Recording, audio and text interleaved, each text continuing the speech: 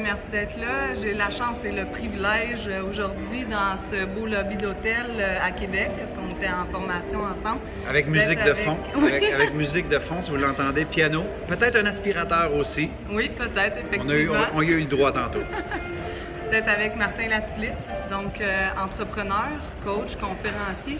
Martin, explique-nous un peu pour les gens qui ne te connaissent pas encore, qu'est-ce que tu fais exactement? Bien, tout ce que tu viens de décrire, qui sont des très beaux titres, conférencier, auteur, coach, mais les véhicules que j'utilise, c'est ça. Mais en fait, je suis un expert au niveau du leadership de la performance et la psychologie de la performance aussi. Donc, c'est les entreprises, les entrepreneurs qui veulent plus performer, mais pas s'oublier là-dedans. Il y a plein de nouveaux vecteurs qui existent aujourd'hui au niveau de la psychologie de la performance, au niveau des neurosciences, au niveau de la pleine conscience. Donc, comment on fait pour tout mettre ça, performer à son top, être un leader qui fait son impact et sa différence, mais pas s'oublier dans toute cette démarche-là. C'est bien d'avoir une entreprise, c'est bien de faire un méga chiffre d'affaires, et ainsi de suite, mais si on le fait au détriment de certaines sphères de notre vie ou même de notre santé, bien là, ça perd un peu de son lustre. Donc, moi, ça fait maintenant 19 ans que c'est mon corps de métier. J'ai écrit 4 livres sur le sujet, le leadership, l'inspiration, et ainsi de suite. Donc, et voilà. Et là, on était ici dans une formation en neurosciences appliquées. Donc, comment on utilise les neurosciences pour se mettre en performance, s'amener plus loin dans sa démarche. Alors, je gravite dans ces eaux-là depuis maintenant 19 ans. Puis en plus de tout ce que tu viens de mentionner comme produit, là, que ce soit les livres, les formations ou même les coachings que tu fais avec des gens ou des entreprises, ton dernier bébé depuis juin dernier, c'est ton podcast, donc l'École du succès, qui est vidéo, audio. Absolument. Super intéressant. Moi, ce que j'aime de ton nouveau produit, c'est qu'un peu comme Opportunité, ce qu'on fait, c'est qu'on veut montrer que c'est pas une voie facile. En fait, qu'il y a des embûches, que c'est important de savoir qu'on s'en va, qu'on prend ces décisions-là en étant conscient. Moi, je trouvais beaucoup qu'on voyait trop souvent, par exemple, je prends Guy Laliberté, qui est extraordinaire, puis soit les gens se sentent freinés par ce succès-là en se disant « Mon Dieu, moi, j'y arriverai jamais », ou soit à l'inverse, maintenant qu'il semble avoir réussi, bien, les gens ont l'impression qu'il n'y a plus d'embûches. Fait que ce que j'aime dans l'École du succès, c'est que chacun des entrepreneurs que tu as interviewés, bien, tu mets bien en lumière cet aspect-là, qu'il y a des difficultés. 100%. C'est vraiment, donc on a vraiment une mission commune avec Opportunité, l'École du succès, parce que, tu sais, il y a une phrase qui dit que la souffrance vient des écarts. Donc, c'est sûr qu'à admirer des gens qu'on aime, en affaires, artistiques, si l'écart est trop loin à un moment donné, si nous, on aspire de se mettre dans la même inclinaison, c'est loin, on se dit c'est impossible. Par contre, si on le rend accessible, pas simple, mais accessible, en leur parlant de leur parcours, parce que ça n'a pas été facile, comment ils s'en sont sortis. Et là, à un moment donné, on dirait qu'on peut s'approprier ça par notre propre parcours aussi, parce que là, on fait des liens, on se dit, ben, moi aussi, j'ai eu un moment difficile. Donc, en fait, l'école du succès, ça dénote deux choses. L'école, c'est parce qu'on veut dénoter l'humilité. Et que les gens qui ont le succès, souvent, c'est qu'ils sont demeurés des étudiants. Ils sont encore à l'école de la vie. Oui. Et le succès, c'est qu'on veut démystifier. C'est pas ce que tu crois.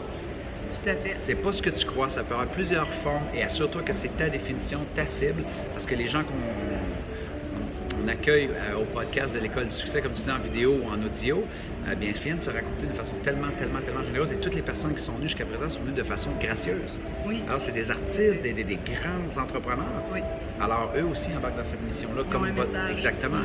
Donc, ils sont très généreux. On est très contents de ce nouveau bébé-là. Mais ils sont très intéressants. Les podcasts, je les ai tous regardés. Là, ce matin, j'ai écouté celui de Michel Jourdouin, là, qui était vraiment très intéressant. Quel homme simple, incroyable, exactement. La progression est effrayante sur tout ce qui s'est passé des dernières années. Je vais en profiter pour te demander, tu sais, Martin Latulippe, pour bien des gens, tu as du succès. Pour toi, un, c'est quoi la définition du succès? Et deux, j'aimerais savoir, qu'est-ce qui a été le plus difficile pour y arriver? Ben, pour moi, le succès, je te dirais que, il faut que vous sachiez que ma définition a évolué énormément dans les dernières années. Comme tout le monde qui commence à côtoyer peut-être le succès, à un moment donné, ça a été de me faire reconnaître, ça a été de me faire applaudir, ça a été de réussir, de m'épanouir, j'étais content, mes trucs avançaient. À un moment donné, ça a été un peu plus de besoins financiers, matériaux. Donc pourquoi je dis ça avant de te dire ma définition? C'est que c'est normal que ça évolue. Tu sais, à un moment donné, on a une cible, on y goûte, c'est pas ça. Pas de culpabilité. On va aller vers peut-être une autre chose. Et avec le temps, un peu comme le sculpteur, on finit par peaufiner. Elle ressemble à quoi notre image du succès? Donc pour moi, aujourd'hui, c'est très simple. Parce que je pense que c'est plus simple d'atteindre une cible qui est claire et qui est simple. Oui. Donc, pour moi, le succès, c'est paix d'esprit. Donc, à tous les jours, quand je me lève, j'essaie de dire qu'est-ce que je peux faire aujourd'hui pour être dans une meilleure paix d'esprit. C'est-à-dire laisser aller peut-être qu'est-ce qui se passait hier, pas trop me soucier de demain. Et par la suite, c'est vraiment est-ce que je peux faire ma différence aujourd'hui? Est-ce que je peux être vraiment dans ces petites actions-là, faire attention, être dans la présence et faire ma différence? Tu sais qu'une des raisons pourquoi la majorité des gens ont de la difficulté à avoir du succès, c'est parce que la cible, elle est tellement haute. La barre, elle est tellement haute ou elle n'est pas claire. Moi, imagine quand je me couche avec la définition que je viens de te donner. J'ai l'impression que j'ai du succès. Non, mais tu comprends, mais j'ai l'impression que j'ai du succès. Est-ce que j'ai fait de ma différence? Est-ce que j'ai été présent avec les gens que j'aime? Est-ce que j'ai fait tout le plus que je peux pour être en paix d'esprit? Oui. Donc, pour moi, ça résonne beaucoup à ça. Et c'est moins compliqué que dans le temps de dire je vais avoir du succès quand que j'aurai atteint ceci. J'aurai du succès quand j'aurai accumulé cela. Ça n'avait pas rapport. Mais il fallait que je le vive pour le comprendre. Mais tu dis, par exemple, que c'est plus facile, mais en même temps, une des choses qu'on apprenait cette semaine, c'est que ça devient facile quand on est aligné avec ce qu'on est, ce qu'on croit, puis ce qu'on aime.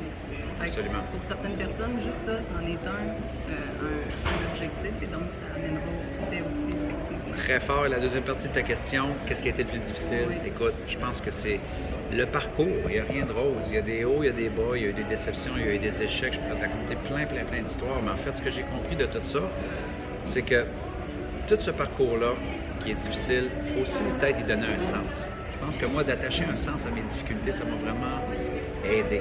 Parce que sinon, ça devient difficile. Souvent, je vais peut-être commencer à faire vraiment du ressenti, à peut-être choisir une posture qui n'est peut-être pas vraiment bénéfique pour moi. En fait, si c'est difficile, c'est parce que c'est aussi ce que j'ai choisi. Et ça me permet de faire ma différence, de faire mon impact. Donc, d'y attacher un sens, de me rappeler pourquoi je le fais. Là, je suis loin de ma femme, mes enfants. Pourquoi je fais ça ici? Pourquoi j'accorde même cette entrevue-là? Parce que, crème, il y a peut-être quelqu'un qui va voir ça et que ça va faire un impact pour lui. Ça va peut-être la faire bouger, la faire évoluer, une prise de conscience. Et c'est une grande partie de ma mission. Donc, malgré les difficultés, vous allez en rencontrer, j'en rencontre encore. C'est aussi d'y attacher un sens. C'est surtout ça que j'avais envie de dire par rapport à cette question-là. Oui, bien, je trouve que ça ramène bien, en fait, il faut se relever, il faut y croire, il faut rester en ligne. Moi, j'aime énormément, puis j'ai le privilège, puis je vous dis, de te côtoyer, entre autres, grâce à l'INAC, que je suis en ce moment. C'est un grand bonheur. Mais une des choses que je remarque beaucoup, c'est la passion et l'alignement. Et je te remercie d'avoir accepté, parce que je suis sûre que ça va faire la différence pour une personne. T'es bien fine, merci énormément, puis bravo pour ce que vous faites avec Opportunité, c'est vraiment une méga mission, vous le faites vraiment bien, bravo. Merci. Bye tout le monde! Bye tout le monde!